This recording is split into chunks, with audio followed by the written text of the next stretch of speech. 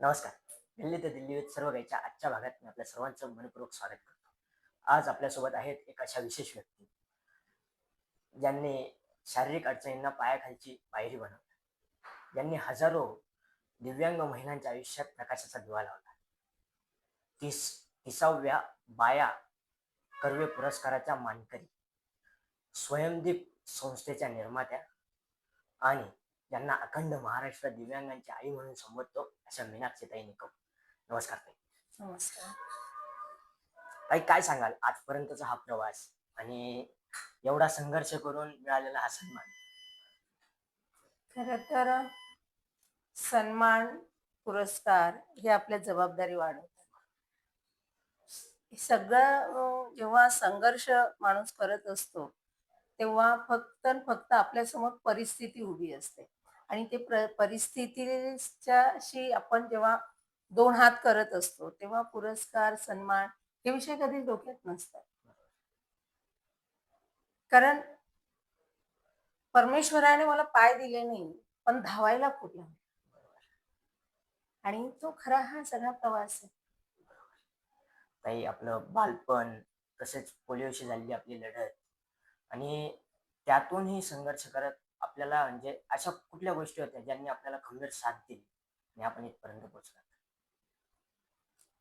खरं म्हणजे वयाच्या दुसऱ्या वर्षी पोलिओ झाला.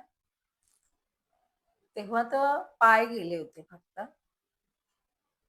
पण वयाच्या 12व्या वर्षी जेव्हा वडील गेले, तेव्हा पूर्ण आभाळच कोसळलेलं होतं.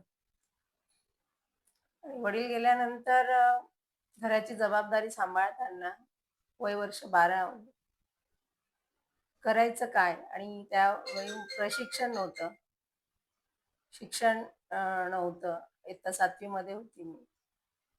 आणि मग करायचं म्हणून एक शिलाई मशीनचा सहारा घेतला आणि शिलाई मशीनच्या सहाऱ्याने कुटुंब सावरण्याचा प्रयत्न केला. पण तेव्हा प्रशिक्षण नसल्यामुळे जुन्या कपड्यांवर टिपा मारणं असं चालू होतं. पण प्रत्येक वेळा आपण चांगल्या हेतूने कुठलंही काम जेव्हा करायला जातो आणि इच्छा ठेवतो ना, तर इच्छा असेल तर मार्ग अनेक आहेच. सापडतात. आणि तशाच मार्गामध्ये एक माझ्याकडे स्वाती मेहता म्हणून आल्या आणि त्यांनी मला शिलाई प्रशिक्षण दिलं आणि तिथून माझा खरा प्रवास सुरू झाला. गरिबी आणि शारीरिक अक्षमता यातूनही आपण स्वतः दुसऱ्यांसाठी काहीतरी करू शकतो, हे आपल्याला म्हणजे कसा आपण विचार केला? मी काहीतरी करेन, हा कुठून आपल्यात विचार आला? जेव्हा ना माणसाला दुःख येतं, मग ते शारीरिक असेल, मानसिक असेल किंवा परिस्थितीचं असेल, तेव्हा असं वाटतं ही वेळ कोणावर येऊ नये. आणि जेव्हा हा प्रश्न जेव्हा मनात येतो ना, ही वेळ कोणावर येऊ नये आणि आली तर काय केलं पाहिजे? यासाठी सतत धडपडा होता, की मला दिव्यांग असल्यामुळे मला अनेक अडचणी आल्या. लहानपणापासून शिक्षणाच्या अडचणी असतील, प्रशिक्षणाच्या अडचणी असतील किंवा परिस्थितीच्या अडचणी असतील, अनेक अडचणी आल्या. म्हणजे आमची परिस्थिती अशी होती, ती एक वेळची दरिद्री जशी असते तशी परिस्थिती. 5 भावंड होतो. आणि हे भूक काय असते ते मी बघितलेली होती. म्हणून आपल्या आजूबाजूचे असलेले आपण सगळी भूक मिटवू नाही शकत. पण कमीत कमी आपल्या आजूबाजूचं असलेले लोकं तरी उपाशी राहू नये. कारण ती खऱ्या अर्थाची भूकची जाणीव होती. आणि म्हणून हा सगळा प्रयत्न होता. आणि सगळ्यात महत्त्वाचं म्हणजे दिव्यांग हा विषय माझ्यासाठी काही पुस्तकात वाचलेला नव्हता. स्वअनुभवाचा विषय होता. बरोबर. मला येणाऱ्या अडचणी, मी बाहेर पडताना मला काय अडचण येते आणि मी 2 गटांमध्ये काम करते, एक विधवा आणि दिव्यांग. आता विधवा माझी आई वयाच्या 32व्या वर्षी झाली. घरातल्या पुरुष गेल्यानंतर घरावर काय वेळ ओढवते, हे मला काही स्वतः अनुभव अनुभव होता तो. होता. त्याच्यामुळे त्या प्रवासामध्ये मग करायचं तर 2 घटकांसाठी काम करायचं. एक तर दिव्यांगांसाठी आणि दुसरं विधवा विधवा महिलांसाठी. महिलांसाठी. विषय असा होता, की मी तेव्हा काहीच करू शकत नव्हती. तेव्हा फक्त माझ्या डोक्यात होतं करायचं. काहीतरी इच्छाशक्ती करायचं, बरोबर. होती. इच्छाशक्ती होती. आणि मग जेव्हा कुटुंब सावरलं गेलं, तेव्हा खऱ्या अर्थाने मला समाजाचे कुटुंब उभे करायचे होते. आणि मग समाजातल्या दिव्यांग भगिनींमध्ये साठी काय करू शकते मी? दिव्यांग वर्गासाठी काय करू शकते? मग तेव्हा 2016 मध्ये दिव्यांग विकास बहुउद्देशीय संस्थेची स्थापन केली. त्याच्यानंतर दिव्यांगांचं पुनर्वसन केलं. 1994 मध्ये क्लासेस सुरू केलेले होते. त्याच्यामध्ये फक्त विधवा आणि दिव्यांग महिलांना मोफत क्लासेस सुरू द्यायचे. असा हा प्रवास. मग ह्या प्रवासामध्ये लक्षात आलं, की खरी गरज काय आहे? खरी गरज हातांवर दाण्याची नाहीये, तर कामाची कामाची. आहे. बरोबर. कारण हातांवर काम दिलं तर माणूस कमकुवत होतो आणि आत्मविश्वास हा खचला जातो आणि काम केल्याने आत्मविश्वास वाढतो. वाढतो. म्हणून खऱ्या अर्थाने जर मला काम करायचं असेल, तर मुळापासून काम करायचं असेल, तर दिव्यांग आणि विधवा महिलांना सक्षमपणे उभं करणं. बरोबर. आज आता एवढं मोठं स्वयंदीप आहे. स्वयंदीपची एक सुरुवात एका छोट्याशा खोलीतून किंवा एखाद्या मशीनपासून झाली असेल. पण आजपर्यंतचा तो प्रवास जो अपंग बहुउद्देशीय विकास संस्थेपर्यंत पोहोचला, एवढ्या मोठ्या स्वयंदीपपर्यंत पोहोचला, याबद्दल काय सांगाल? हा प्रवास ना वेदनांचा प्रवास आहे. वेदना भेटत गेली, त्याला निवारण्यासाठी दुसरी वेदना भेटली. हा वेदनाचा प्रवास संपणारा नाहीये. म्हणजे माझ्या शेवटच्या श्वासापर्यंत हा प्रवास चालू राहणार आहे. कदाचित मी नसताना सुद्धा हा प्रवास सुरू सुरू. राहीलच. पण हे जसं-जसं आपण काम करत जातो, जसं-तसं त्या कामाची ओळख होते आपल्याला. तर एखाद्याला आपण ही एक मदत केली, तर त्याच्यामागे अजून दुसरी मदत असते, की नाही दुसऱ्याचा दुसरा प्रॉब्लेम असतो. आणि मग हे करत-करत चालत गेलं. दिव्यांग महिलांचे अनेक प्रश्न असतात, कुटुंबातून अडचणी असतात. काही-काही महिलांना कुटुंबामध्ये किंमत नसते. कारण घरात दिव्यांग मुलगी म्हणजे कुटुंबावर खूप मोठं संकट असतं. तिच्यामधल्या क्षमता बघितल्या जात नाही. तिच्यामध्ये बिंबवलं जातं, "तू दिव्यांग आहे, तू काही करू शकत नाही, आमच्या डोक्यावर ओझं आहे." ह्या सगळ्या गोष्टीमुळे ती खचत जाते. त्यातून बाहेर काढणं म्हणजे स्वयंदीप. आणि स्वयंदीपचा हाच प्रयत्न आहे, की दिव्यांगांना समाज प्रवाहामध्ये आणायचा आणि समाज प्रवाह मग फक्त प्रशासनाचा किंवा शासनाचा नाही होणार. तो कुटुंबापासून झाला पाहिजे, समाजामध्ये. म्हणून आपण 4 गटांना एकत्र आणून काम करतो. एक दिव्यांग, त्यांची मानसिकता स्ट्रॉंग करणं, कुटुंब, त्याला खऱ्या अर्थाने पॉझिटिव्ह बनवणं. त्याच्यानंतर समाज, समाजाचा एक विश्वास निर्माण करणं. त्यानंतर प्रशासन, प्रशासनाकडून संवेदनशील मनाने त्यांच्याकडून करून घेणं आणि शासन यांना करायला भाग पाडणं. ह्या सगळ्या गोष्टी आपण एकत्रित करतो आणि खऱ्या अर्थाने ज्या गोष्टी समाजामध्ये आपण एक बाजू अशी बघतो, संकट जरी आहेत, पण संकट निवारणारा माणूसही आहे. म्हणून ते संकट, त्या वेदना, त्या ज्या संघर्ष, हे ज्या सगळ्या गोष्टी आल्याशिवाय माणूस माणूस होत नाही, असं मला वाटतं. आपण महिलांना शिवणकाम शिकवतात. त्यातून काही दिव्यांग महिला शिवणकाम शिकवून त्यातून त्यांचा पहिला पगार मिळवतात.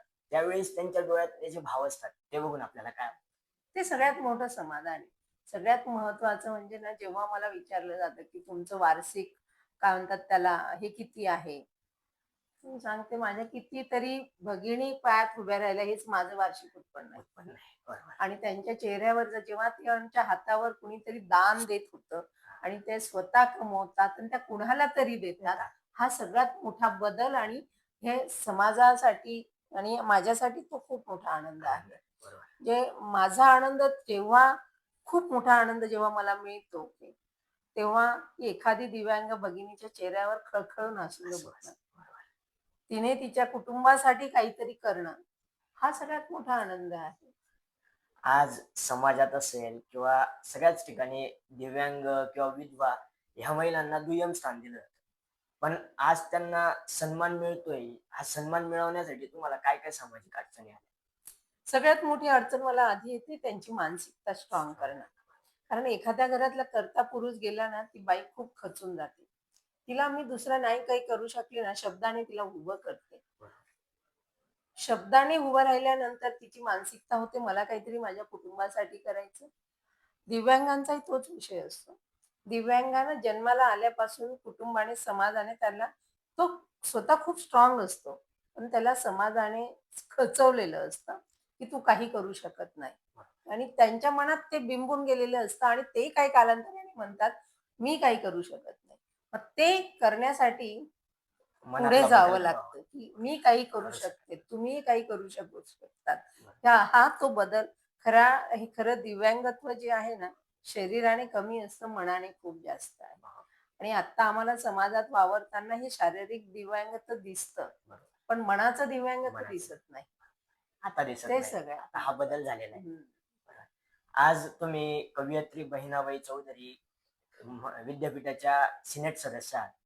तर काय वाटतं तुम्हाला जे दिव्यांग विद्यार्थ्यांसाठी काय विशेष सोयी असल्या पाहिजे? दिव्यांग विद्यार्थ्यांना उच्च शिक्षणाकडे कसं नेता येईल, हा सगळ्यात महत्वाचं. कारण काय, दिव्यांग विद्यार्थी उच्च शिक्षेपर्यंत पोहोचला जात नाही. त्याच्या मागे कारण असं आहे, विद्यार्थ्याची इच्छाशक्ती असते, पण त्यांना ग्रामीण भागातून तालुक्यावर येण्यासाठी ज्या अडचणींना सामना करावा लागतो, तो खूप कठीण असतो. बरोबर. तिथून त्याच्यानंतर जे महाविद्यालयात शिकतात, ते वरच्या मजल्यावर असतात. त्या पायऱ्या चढून त्यांना त्यांना पिरियड अटेंड करणं खूप कठीण जातं. कठीण जातं. प्रॅक्टिकली जर असेल, त्यांना प्रॅक्टिकल असेल, तिथं करणं कठीण कठीण. जातं. म्हणजे दिव्यांगांच्या छोट्या-छोट्या गोष्टींमुळे दिव्यांग शिक्षणापासून वंचित असतं. पण आता बऱ्यापैकी खूप चांगलं सरकारने हे निर्णय घेतलेले आहेत. उच्च शिक्षणासाठी अनेक सूचना आहेत. हे केलेल्या सुविधा आहेत. त्यानंतर स्कॉलरशिप आहे. कुटुंबानेही आता जरा चांगल्या पद्धतीने दिव्यांगांकडे बघण्याचा हे केला. दृष्टिकोन कारण बदलला. दृष्टिकोन असा बदलला, की त्यांच्यासाठी जेव्हा सरकार पुढे आलं, तेव्हा कुटुंबही पुढे आलं. आणि दिव्यांगांची मानसिकता आता खरी गरज काय आहे, दिव्यांगाने त्यांची मानसिकता स्ट्रॉंग ठेवून मला काहीतरी करायचं या विचारायची. तुम्ही कायम म्हणतात, सहानुभूती नको, संधी हवी. तर सरकारने, समाजाने काय करायला हवं असं तुम्हाला वाटतं या वाक्यासाठी? मला असं वाटतं त्यांनी उभं करून दिलं. म्हणजे काय असतं, की एखाद्याकडे दिव्यांग गेला, तर ते म्हणतात, की "तुला काय गरज आहे बाबा ₹400 ची, ₹500 ची? ही घे." मला ती मदत नकोय. कारण माझा दिव्यांगाला मला कमजोर नाही करायचं. हां. मला त्यांना स्ट्रॉंग बनवायचंय. मग स्ट्रॉंग बनून माणूस कुणाच्या दान दिल्याने स्ट्रॉंग बनत नाही.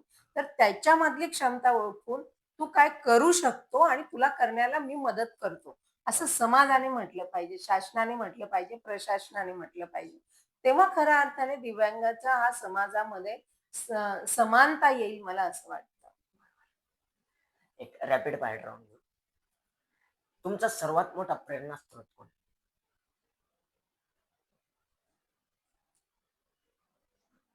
माझे बाबा होते. नाव? राजाराम निकम म्हणून. बाबा म्हणजे माझे वडील. वडील. हो. हां. राजाराम निकम. खरं तर त्यांनी 2 गोष्टी मला खूप लहानपणी सांगितल्या होत्या. पण त्या मला तेव्हा समजल्या नव्हत्या. कारण वय लहान होतं. कदाचित त्यांना जायचं असेल म्हणून ते मला सांगितलं होतं. त्यांनी मला सांगितलं होतं मी जेव्हा लहान होती आणि आमचं घर जरा असं उंचाच्या पायऱ्या होत्या. खाली अंगणात मी उतरली होती. उतरून तर गेली, मला चढता येत नव्हत्या पायऱ्या आणि चढताना मी प्रयत्न करत होती, खाली पडत होती पायरी चढताना आणि बाबा समोर उभे होते. मी विचार करत होती, की माझे बाबा समोर असताना सुद्धा मला उचलून बसवत नाहीये. तर मला थोडासा राग आला त्यांचा आणि रागात मी काही बोलली नाही. रागारागात त्या पायऱ्या चढून गेली मी. 2-3 वेळा धडपडली, पडली पण चढली. आणि नंतर वरती गेल्यानंतर बाबा माझ्या जवळ येऊन बसले, तर मी जरा रागात होती. मी काही बोलले नाही.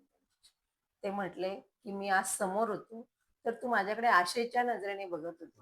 मी नसेल, तर तू कोणाकडे मदत मागशील म्हणून स्वतः प्रयत्न केले पाहिजे. कधीही समोरच्याच्या आशेवर बसायचं नाही." हा एक त्यांचा संदेश होता. आणि त्याच्यामुळे बऱ्याचशा अशा गोष्टी होत्या त्यांच्या. त्या बालवयामध्ये समजल्या आणि पण पुढे त्यांनी समजवल्या. एक 40गाव ते आता मुंबई हा प्रवास तुमच्यासाठी कसा आहे जवळपास? एका शब्दात काय सांगाल? 40गाव ते मुंबई हा प्रवास माझ्यासाठी खरा खूप मोठा आहे. कारण 14 वर्ष मी एकाच जागेवर, एकाच घरात बंदिस्त होते.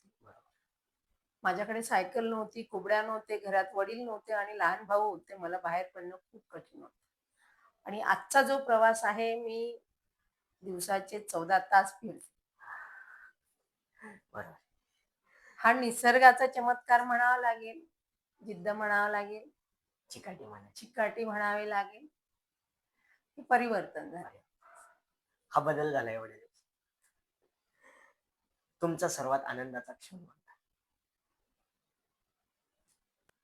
माझा सगळ्यात आनंदाचा दिवस एक माझ्याकडे दुर्गा नावाची दिव्यांग भगिनी होती. ती दोघी डोळ्यांनी अंध होती. तिला स्टेशनवर सोडलेलं होतं आणि तिचे बाबा तिला स्टेशनवर सोडायचं म्हणत होते, सोडलेलं नव्हतं. माझ्याकडे आले ते स्वयंदीप सुरू व्हायच्या आधी. तेव्हा मी विचार केला, एवढ्या तरुण मुलीला कुटुंबाने बाहेर सोडणं बरोबर नाही. तिला प्रशिक्षणासाठी पाठवलं. गायनाचा तिला क्लास लावून दिला. गायन ती खूप छान शिकली आणि ती छान गायिका झालेली. तिचा संसार उभा राहिला आणि जेव्हा तिचं खऱ्या अर्थाने लग्न झालं, तो माझ्यासाठी खूप आनंदाचा दिवस होता, की एक अशी कुटुंबाने सोडलेली आशा आणि उभी राहिलेली समाजात सक्षमपणे, हा माझ्यासाठी सगळ्यात आनंदाचा दिवस होता. जे दोन्ही अपंग जरी असले तरी दोन्ही पायावर आज ते उभे आहेत असंच म्हणा. तेच. माझ्या सगळ्याच मुली, स्वयंदीपच्या सगळ्याच मुली समाजाला जरी त्या दिव्यांग दिसत असल्या, पण त्या आज दोघी पायाने खंबीरपणे उभ्या आहेत असं बरोबर. मला वाटतं. कारण उभं राहणं हे फक्त पायाने नसतं, मनाने खंबीरता खूप बरोबर महत्वाची आहे. असते. स्वयंदीप म्हणजे काय?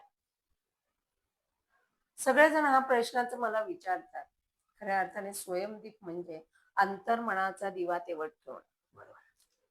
कोणीतरी आपल्या आयुष्यामध्ये आता येऊन प्रकाश टाकेल किंवा आता ह्या इथे बसलेलो आहे आपण अंधाऱ्यात, कोणीतरी लाईट लावेल तेव्हा इथे प्रकाश पडेल. पण स्वयंदीप हा स्वतः जोपर्यंत आपण स्वतःच्या मधला दिवा जागृत ठेवत नाही, मला काहीतरी करायची ही जिद्द निर्माण ठेवत नाही, तोपर्यंत तुम्हाला किती लोकांनी काही सांगितलं तरी तुमच्या आयुष्याचा दिवा कधीही प्रकाशित होणार नाही, जोपर्यंत तुमचा अंतर्मनाचा दिवा पेटत नाही तोपर्यंत. म्हणून तो अंतर्मनाचा दिवा म्हणजे स्वयंदीप आहे. एक आता जागतिक महिला दिन येतोय, तर अजूनही काही स्त्रिया समाजात आहेत की ज्या म्हणतात की मी हे करू शकणार नाही, त्यांच्यासाठी तुम्ही काय सांगा? त्यांच्यासाठी एवढंच म्हणेल, अशक्य काहीच नसतं. शक्य करण्याचं फक्त वृत्ती पाहिजे. जे नाहीये, आता आम्ही नेहमी स्वयंदीपमध्ये आम्ही माझ्या मुलींना मी सांगत असते, जे नाहीये ना बेटा त्याचा विचार करायचा नाही. जे आहे त्याचा विचार करायचा. ठीक आहे, खूप महिला अशा आहेत, सगळं आहे त्यांच्याकडे. हात आहेत, पाय आहेत, सगळंच आहे. पण करण्याची वृत्ती नाहीये. काही परिस्थितीने खचल्या आहेत, काहींची वृत्ती नाहीये. पण परिस्थितीने खचलेल्या महिलांना मी एवढं सांगेल, की जर तुमच्याकडे डोळे असतील तर आयुष्याकडे दृष्टिकोनाने बघा. तुमच्याकडे पाय आहे तर तुमचा प्रवास तुम्ही निवडा.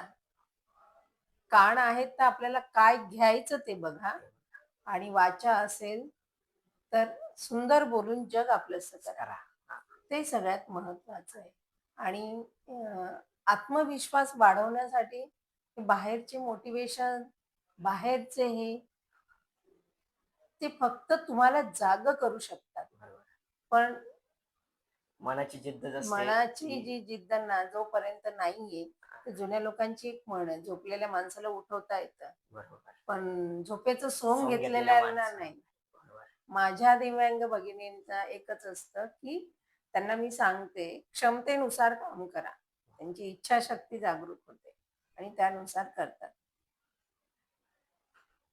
एक असा जे इतका संघर्षमय प्रवास आणि त्या प्रवासातून हा प्रेरणा देणारा हा प्रवास जे आपल्याला ऐकायला मिळणं खूप कठीण आहे. पण आज त्या आपल्या पॉडकास्टमध्ये आल्या. त्यांचं खूप खूप आभार. आणि खरंच हा प्रवास आपण ऐकला पाहिजे, समजून घेतला पाहिजे. नुसता समजून न घेता मनाशी ती जिद्द बाळगून आपणही खंबीर झालं पाहिजे, एवढीच विनंती. महिला दिनाच्या आपल्याला खूप खूप शुभेच्छा. ताई, तुम्हाला महिला दिनाच्या खूप खूप शुभेच्छा. धन्यवाद.